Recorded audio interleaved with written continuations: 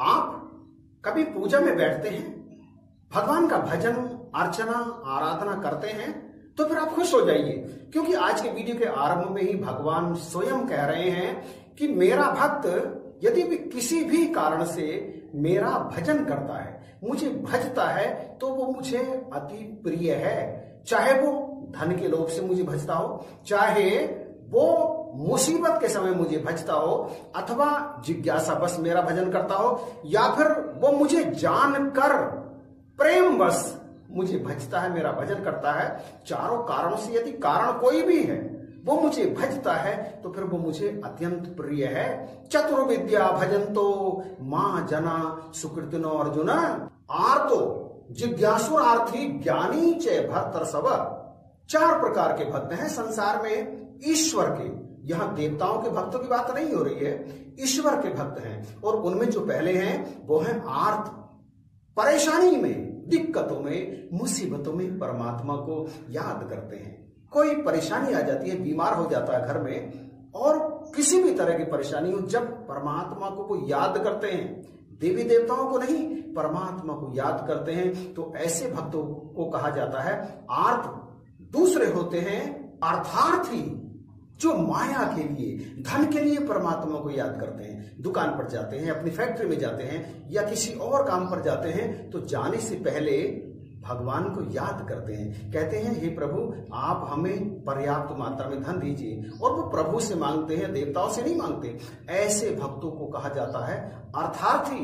और जो तीसरे प्रकार के भक्त होते हैं, वो होते हैं जिज्ञासु। बड़ी तमन्ना है, बड़ी इच्छा है परमात्मा को जानने की, बड़ी कोशिश कर चुके हैं, परंतु परमात्मा से मिल नहीं पाते।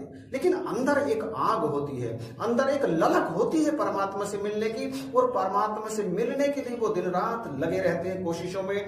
भजन भी गाते हैं और प्रकार की कोशिशें भी करते हैं।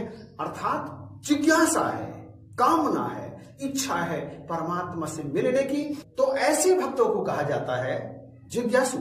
और जो चौथे प्रकार के भक्त होते हैं ना, जिन्हें ज्ञानी कहा जाता है। ज्ञानी परमात्मा को जानकर, मानकर, देखकर, केवल प्रेम के कारण परमात्मा का भजन करते हैं।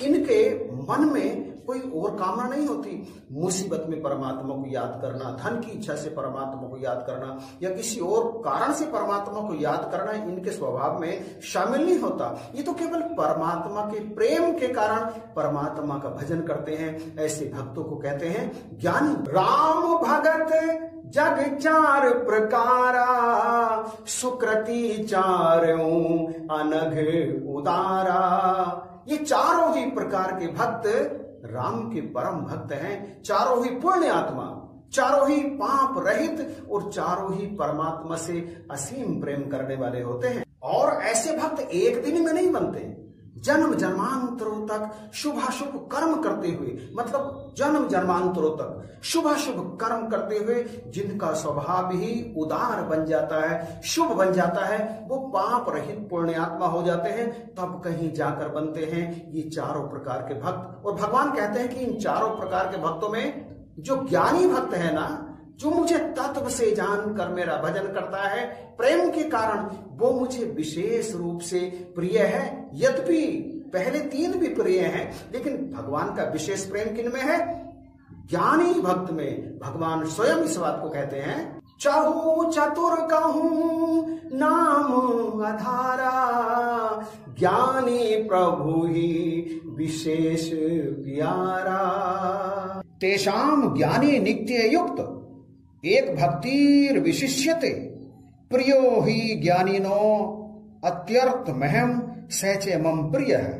उनमें अर्थात चारों प्रकार के भक्तों में मुझ में एक ही भाव, अर्थात एक मैं ही हूं, ऐसा भाव रखने वाला, अनन्य भक्ति करने वाला भक्त मुझको अत्यंत प्रिय है, क्योंकि वो मुझे तत्व से जानता है और मुझे अत्यंत प्रेम करता है, और इसलिए मैं भी उसी को सबसे अधिक प्रेम करता हूं।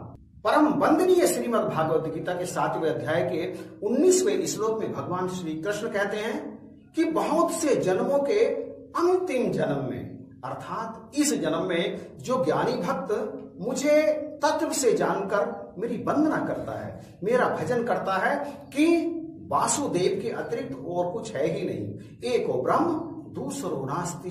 जो इस भाव से मेरा भजन करता है ना, ऐसा भक्त, ऐसा महात्मा दुर्लभ है। बहुनाम जन्म नामन्ते ज्ञानवान प्रपद्यन्ते वासुदेवः सर्वमिति स महात्मा सुदुर्लभ।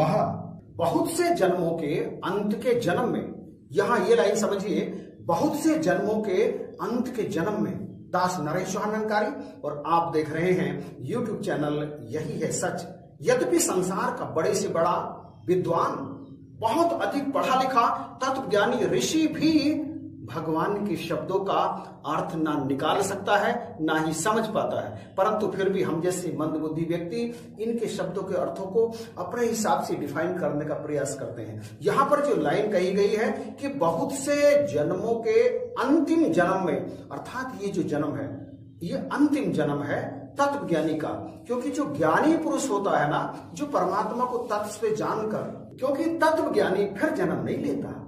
फिर जन्म लेने का तात्पर्य ये कदापि नहीं है कि वो फिर से शरीरों में नहीं आता है, परमात्मा की मर्जी से आता है, परमात्मा का काम करने के लिए आता है। संत इसी में से आते हैं, संपूर्ण अवतार वाणी में लिखा है, आता है, लेकिन अब वो जन्म मरण के चक्र से बिल्कुल मुक्त होता है। वो मुक्त अवस्था में होता है, परमात्मा का काम करने के लिए आता है। और जासु नाश कल्पांत न होई, उसका नाश तो कल्प के अंत में भी नहीं होता, वो सदा अमर रहता है। हम ना मरे मरे हूं संसारा। ये वीडियो तो यहीं पर समाप्त होता है, क्योंकि इस वीडियो में जो बात कह रही थी कि ज्ञानी ही परमात्मा का सबसे अधिक प्रिय होता है, इसलिए परमात्मा को जानने के लिए जन्म मिलता है। और इस जन्म को प्राप्त करके जो परमात्मा को जान लेता है वो मुक्त हो जाता है। भई प्राप्त मानुष देहुरिया, गोविंद मिलन की एह तेरी बरिया, परमात्मा से मिलने की तेरी बारी है। तो चारों प्रकार के भक्तों में जो चौथे प्रकार का ज्ञानी भक्त है वही जन्म मरण से मुक्त होता है। बाकी यद्यपि बाकी भक्त भी परमात्मा को अत्यंत प्रिय होते हैं, लेकिन ज्ञानी मोही विशेष प्यारा, ज्ञानी प्रभु ही विशेष प्यारा। तो प्रभु का अत्यंत प्रिय बनने के लिए हमें परमात्मा का ज्ञान प्राप्त करना ही पड़ेगा। दास ने इस तत्व ज्ञान को सतगुरु की कृपा से प्राप्त कर लिया है, और यही वीडियो इसलिए आपके चरणों में रखा है कि आप भी पूर्ण सतगुरु की तलाश में लग जाइए और खोजिए पूर्ण सतगुरु को। और जिन्हें मिल गए हैं ना पूर्ण सतगुरु, उनको दास की तरफ से बधाई, उनको मुबारकबाद है। जिन्हें नहीं मिले हैं परमात्मा, तो वो पूर्ण सतगुरु की तलाश करें, परमात्मा का दर्शन करके अपने इस जीवन को संवार कर मोक्ष को प्राप्त कर ले, मुक्ति को प्राप्त कर ले। और मुक्ति को प्राप्त करने के बाद किस तरह से वह व्यक्ति, वह आत्मा, वह जीवात्मा बिल्कुल जन्म मरण से रहित हो जाता है और कहता है हम ना मरे मरे हूं संसारा। यह अवस्था उसे प्राप्त हो जाती है। और वो जो वीडियो जिसके विषय में दास ने आपको पहले भी आपके चरणों में निवेदन किया था कि अमर होने का तरीका, अमर हुआ जा सकता है, इस वीडियो के बाद शीघ्र ही आपके चरणों में आएगा। इससे अगला वीडियो वही होगा, अमर होने का तरीका। तो अब इंतजार की घड़ियां समाप्त हैं। इन्हीं शब्दों के साथ दास आप जिस इजाजत चाहेगा, आपके कमेंट की प्रतीक्षा रहेगी। इस वीडियो को शेयर करना बिल्कुल भी मत भूलना। और हाँ, यदि आप चैनल पर नए हैं और आपने इसे सब्सक्राइब नहीं किया है तो प्लीज सब्सक्राइब करके बेल आइकन को प्रेस कर दीजिएगा। इन्हीं शब्दों के साथ आप सभी को प्यार भरी नमस्कार और धन्यवाद प्यारे भाइयों बहनों।